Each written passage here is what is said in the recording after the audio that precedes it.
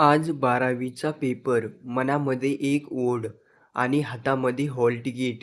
तर वर्गात जात असताना मनामध्ये थोडीशी भीती पण, आज पेपर कसा जाणार?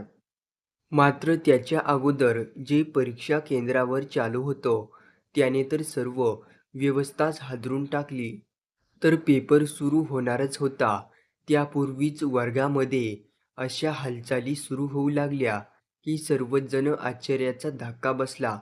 कारण पेपर सुरू व्हायला 1 ते 2 मिनिटं बाकी असतानाच वर्गामध्ये अशा हालचाली चालू व्हायला लागल्या, की मुलांपाशी त्या पेपरची उत्तरं आधीच होते, तर कॉप्यासुद्धा इकडे-तिकडे पळू लागल्या आणि वर्गामध्ये एकच सुळसुळाट चालू झाला.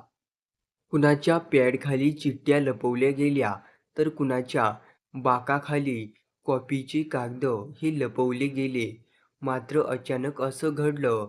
अचानक भरारी पथक वर्गामध्ये शिरलं आणि बघता-बघता समद्यांचेच होश उडाले.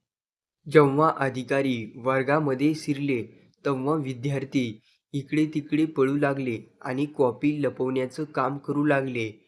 मात्र अधिकाऱ्याने वेळीच सावधान होत प्रत्येक विद्यार्थ्याला चेक करण्यात आलं, तेव्हा त्यांच्याजवळ पेपरची सर्व उत्तरं ही सापडले.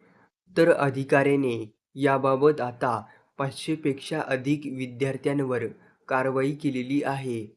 तर परीक्षा केंद्रावर असलेले कर्मचारी यांच्यावर सुद्धा प्रश्नचिन्ह उपस्थित केला जात आहे.